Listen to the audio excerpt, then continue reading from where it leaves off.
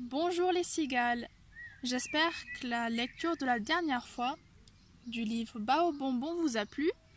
Aujourd'hui on va lire le livre qui s'appelle Le roi, la poule et la terrible mademoiselle Chardon.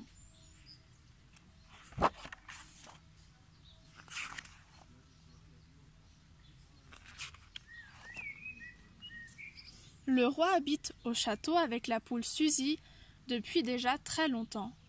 Elle est sa meilleure amie et ils s'amusent beaucoup ensemble. Mais, ces derniers temps, le roi est de mauvaise humeur. Il gronde Suzy de plus en plus souvent. « Regarde-moi ce salon, tu as déjà vu un roi vivre dans un tel bordel ? Tu es assez grande pour ranger un peu, non ? Ce sont aussi vos affaires, Majesté, répond alors Suzy. Le problème, c'est que Suzy n'est pas très douée pour le ménage. Et le roi encore moins. « Majesté, vous devriez demander à quelqu'un de nous aider, dit un jour Suzy, découragée. « Mais tu as raison, s'écrie le roi. Un domestique. Pourquoi n'y ai-je pas pensé plus tôt ? Il nous faut un domestique. Suzy, pose ton balai. Je vais m'en occuper tout de suite. » Le soir même, une dame se présente au château. « Ah, voici notre fée du logis, » l'accueille le roi. « Entrez, entrez, chère madame. »« Mademoiselle, » corrige la dame, en pinçant le nez. « Mademoiselle Chardon. » Soudain, elle aperçoit Suzy. « Et qu'est-ce que c'est que ça ?» s'écrie-t-elle horrifiée. « C'est mon amie Suzy, » répond le roi souriant. « Elle habite avec moi. » Mademoiselle Chardon se met au travail. Infatigable, elle savonne, elle lave et elle astique jusqu'à ce que tout le château embaume le détergent. Les souris désertent les placards de la cuisine et il n'y a plus la moindre petite araignée au plafond. Quand elle croise Suzy, mademoiselle Chardon fait semblant de ne pas la voir. Le roi est absolument ravi. « Ma chère mademoiselle Chardon, dit-il, vous êtes une perle.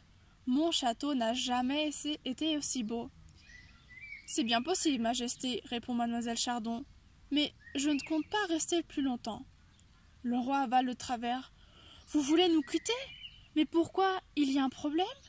Mademoiselle Chardon lève le nez. « En effet, je ne souhaite pas travailler dans un château où se promène de la volaille.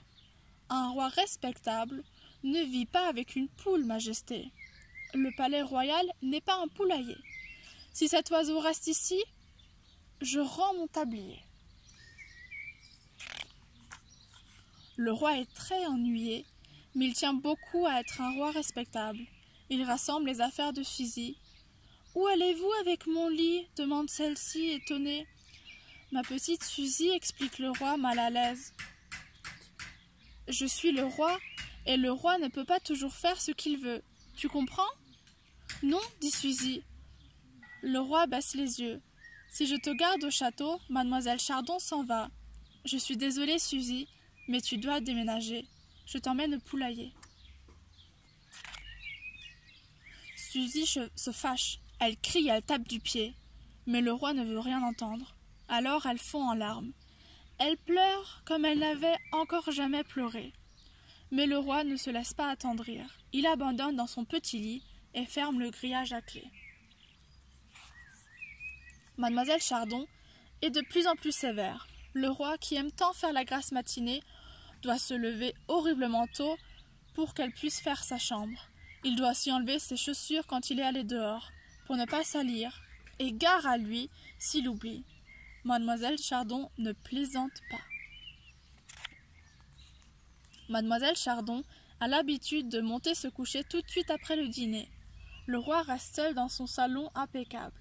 Il pense à sa petite Suzy, comme il faisait toujours des jeux le soir, comme il grignotait des pistaches et s'amusait à jeter les coquilles dans le feu. Mais mademoiselle Chardon a défendu de faire du feu. Cela donne trop de saleté, et les pistaches aussi. Ce soir-là, le roi n'y tient plus. Il décide d'aller au poulailler. Il veut savoir si son amie est aussi malheureuse que lui. Mais à sa grande surprise, Suzy ne pleure pas, seule dans son petit lit. Au contraire, elle s'amuse follement avec un dindon. Le roi reste dans l'ombre et les observe en silence. Il se sent soudain affreusement seul. Son amie l'a oublié, elle n'a plus besoin de lui. Tristement, le roi rentre au château. Il se faufile dans ses draps trop serrés et éteint la lumière. Mais il n'arrive pas à dormir. Au loin, il entend le joyeux caquettement de Suzy. Le roi ne savait pas qu'une nuit pouvait être aussi terriblement longue.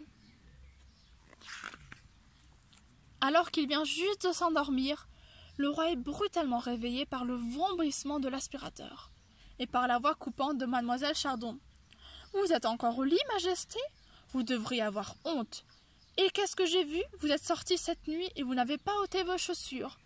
Je vous préviens, c'est la dernière fois, sinon je vous interdis le jardin. » « C'est un cauchemar, se dit le roi. Je vais me réveiller. Mais mademoiselle Chardon est bien vraie. » Brusquement, le roi se redresse et lui envoie son coussin en pleine figure. « Et vous, hurle-t-il, vous allez débarrasser le plancher ? Sorcière, je ne veux plus jamais vous entendre et je ne veux plus jamais vous voir. » Mademoiselle Chardon lui lance un regard glacial. Elle ajuste son tablier, fait ses bagages et quitte le château sans se retourner. Le roi n'a plus qu'une pensée. Suzy doit revenir au château, mais il a peur qu'elle ne préfère rester avec le dindon. Le cœur battant, il se rend au poulailler, avec des croissants chauds pour tout le monde. « Bonjour, Suzy, dit le roi doucement. Tu te plais ici ?» Suzy ouvre des yeux étonnés. « Ça va, dit-elle, le dindon est très sympa. » Le roi soupire. « Tu sais, dit-il, j'ai chassé mademoiselle Chardon. » À ces mots, Suzy bondit comme un ressort. « C'est vrai ? Mais alors, je peux revenir avec vous ? » « Tu veux bien ?» Le roi est si content qu'il en a les larmes aux yeux. « Ma petite Suzy, j'avais si peur que tu préfères rester ici. »« Quelle idée !» dit Suzy en riant. « Vous savez bien que je suis une poule du château. » Depuis ce jour, le roi et la poule ne se quittent plus. Ils font de grands feux dans la cheminée, ils invitent le dindon, ils mangent plein de pistaches, et le roi garde ses chaussures aux pieds. Parfois il repense à la terrible mademoiselle Chardon, et il dit « Mon château n'est peut-être pas tout à fait comme il le faut pour un roi, mais on y est heureux, n'est-ce pas Suzy ?» Et Suzy est toujours tout à fait d'accord avec lui. Voilà, ça c'était l'histoire « Le roi, la poule et la terrible mademoiselle Chardon ». J'espère qu'elle vous a plu. À très bientôt les cigales.